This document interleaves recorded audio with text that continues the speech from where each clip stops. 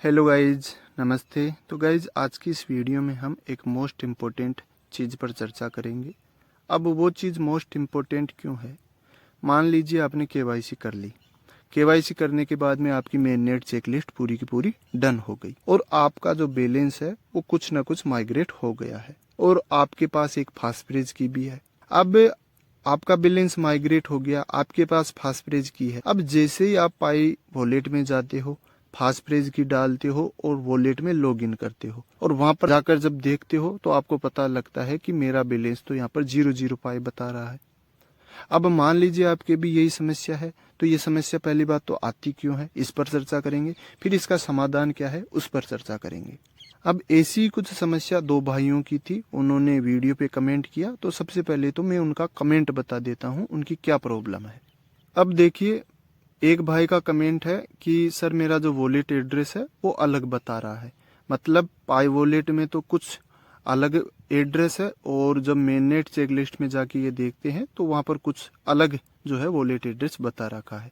तो इनकी ये समस्या हो गई। अब दूसरे भाई की समस्या सुनिए। इनका कहना है कि इनका जो पहले वाला वॉलेट है उसको हैक कर लिया गया है। अब देखिए, हैक वेक तो कुछ नहीं होता है, उसकी चर्चा अभी करेंगे हम। और जो कॉइन है वो अनलॉक होकर ऑटोमेटिकली किसी अन्य वॉलेट में जा रहे हैं। इन्होंने नया वॉलेट भी बना लिया है, लेकिन सारा का सारा जो बैलेंस है वो पुराने वाले वॉलेट में माइग्रेट हो रहा है। तो उसको कैसे बचाना है, इनका ये सवाल है। मतलब समस्या सेम ही है। अब सबसे पहले इस पे चलते हैं कि आखिरकार ये समस्या आती ही क्यों है। अब देखिए गाइज, जब मेननेट लॉन्च हुआ था तो उसके साथ हमारे पास आ गई थी मेननेट चेकलिस्ट, जिसको डन करना सभी के लिए अनिवार्य है, क्योंकि जब तक आप इसको डन नहीं करते हो तो आपका जो बैलेंस है वो माइग्रेट नहीं होता है। अब पहली स्टेप है इसमें कि पाई ब्राउजर डाउनलोड करो। तो ये स्टेप तो सभी कर लेते थे, ठीक सा, पाई ब्राउजर डाउनलोड कर लिया। दूसरी स्टेप में था कि एक वॉलेट बनाओ। अब लोग क्या करते थे, इस पे क्लिक किया, इस पे क्लिक करने के बाद में पाई ब्राउजर पे चले गए।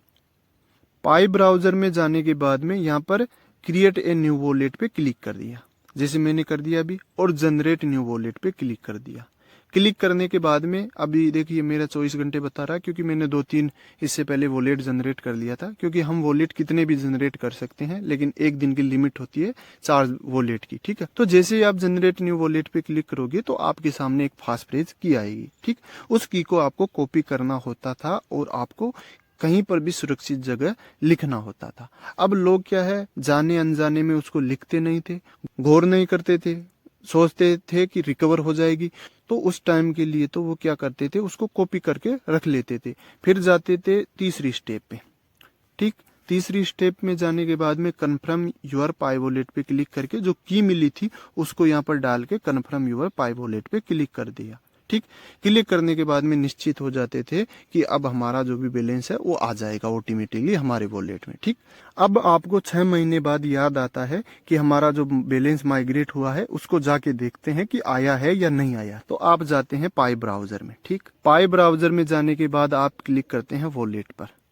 वॉलेट पे क्लिक करने के बाद में आपको यहाँ पर पूछा जाता है चॉइस वर्ड की फास्टप्रेज की। अब देखिए 6 महीने की बात हो गई, फास्टप्रेज की आपने कहीं सुरक्षित रखी नहीं थी तो आप भूल गए। अब आप क्या सोचते हो कि रिकवर का ऑप्शन तो कोई है नहीं, तो यहाँ पर क्रिएट न्यू वॉलेट पे क्लिक कर लेता हूँ। क्रिएट न्यू वॉलेट पे क्लिक करके आप एक नया वॉलेट बना लेते थे, फिर उसकी फास्टप्रेज की को आप सुरक्षित रख लेते थे कि यही मेरी फास्टप्रेज की है ओरिजिनल, मतलब मेरी फास्टप्रेज की रिकवर हो गई है। जबकि ऐसा होता ही नहीं है, क्योंकि आपने नया वॉलेट बना लिया। वॉलेट आप 1000 बनाओ, आपको कोई मना नहीं करेगा, ठीक।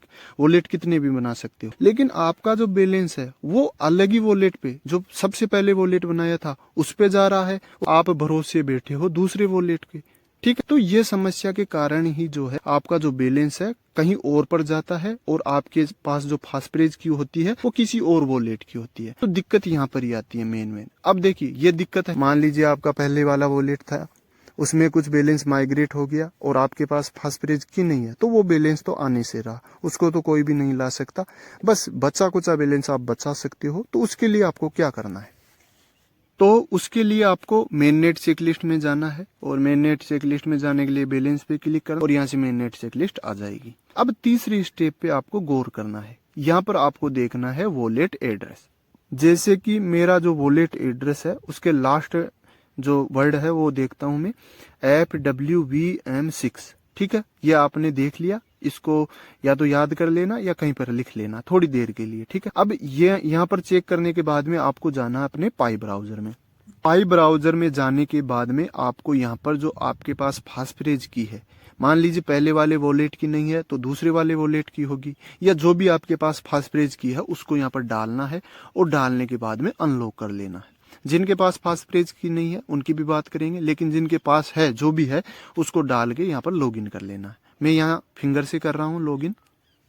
लॉगिन करने के बाद में आपको ऊपर देखेगा, यहाँ पर तो बैलेंस दिखा रहा है और इसके ऊपर आपको FWVM6 ये वॉलेट एड्रेस दिख रहा है। अब ये वॉलेट एड्रेस और जो हमारी मेन नेट चेकलिस्ट है उसका वॉलेट एड्रेस सेम होना चाहिए। अगर सेम है तो आपकी कोई दिक्कत नहीं है, अगर सेम नहीं है तो भाई साहब समझ जाइए आपका जो बैलेंस है वो किसी गलत वॉलेट में जा रहा है, ठीक है। सेम है तब तो कोई दिक्कत नहीं है, क्योंकि आपका जो बैलेंस है वो सही वॉलेट में जा रहा है जिसकी फास्टफ्रेज की आपके पास है। अगर सेम नहीं है तो आपको क्या करना है, यहाँ से कन्फर्म योर पाई वॉलेट पे क्लिक करना है और आपके पास जो फास्टफ्रेज की है नहीं है तो आपको क्रिएट न्यू वॉलेट कर लेना है और जो फास्टफ्रेज की मिलेगी उसको कॉपी करके यहाँ पर डाल देना, ठीक है। अगर आपके पास कोई भी फास्टफ्रेज की है तो उसको यहाँ पर पेस्ट करना और कन्फर्म योर पाई वॉलेट पे क्लिक करना। ये प्रोसेस करने के बाद में आपका जो ये वॉलेट एड्रेस है वो चेंज हो जाएगा, ठीक है। चेंज हो जाएगा, यहाँ पर FWVM6 दिख रहा है, ये कुछ और ही हो जाएगा। हो सकता है आपका कुछ और हो, तो आपका जो पहले था वो पहले वाला नहीं रहेगा, अलग हो जाएगा। और आप जब पाई ब्राउजर में वॉलेट में जाके लॉगिन करोगे तो वहां पर भी सेम टू सेम एड्रेस आएगा। तो इसका मतलब ये हुआ कि अब से जो भी बैलेंस आएगा आपके इसी वॉलेट पे आएगा, ठीक है। गया जो तो गया, उसको तो कोई नहीं ला सकता, लेकिन बचा कुछ आप बचा सकते हो। तो ये समस्या थी। अब देखिए उन भाइयों की भी यही समस्या थी। पहले भाई की थी कि वॉलेट एड्रेस डिफरेंट आ रहा है। अब डिफरेंट आने का कारण भी पता लग गया क्यों आ रहा है। क्योंकि उनकी फास्टफ्रेज की जो है अलग वॉलेट की याद है उनको, ठीक है। और दूसरे भाई का था कि जो माइग्रेट है वो अलग वॉलेट में जा रहा है। तो उनको यही प्रोसेस करना है, जो ये कन्फर्म योर पाई वॉलेट है यहाँ पर जाके नया वॉलेट क्रिएट कर लेना है। और क्रिएट करने के बाद में अगर आपने पहले ही क्रिएट कर लिया है तो क्रिएट करने की जरूरत नहीं है, उसकी फास्टफ्रेज की डाल देना। अगर आपके पास कोई भी फास्टफ्रेज की नहीं है तो फिर क्रिएट न्यू वॉलेट करना है और यहाँ पर डाल के कन्फर्म कर देना। उसके बाद में आपकी जो भी पाई होगी वो नई वाले वॉलेट में आ जाएगी। तो इस प्रकार से आप जो है अपनी जो बची कुची पाई है वो बचा सकते हो। और इम्पोर्टेंट भी है, आप सब चेक करके देखना एक बार कि रियल में आपका जो वॉलेट एड्रेस है वो सेम भी है या नहीं है, ठीक है। तो आई होप आपको ये वीडियो पसंद आया होगा। अगर वीडियो पसंद आया है तो लाइक कीजिए और चैनल को सब्सक्राइब कीजिए। Thank you.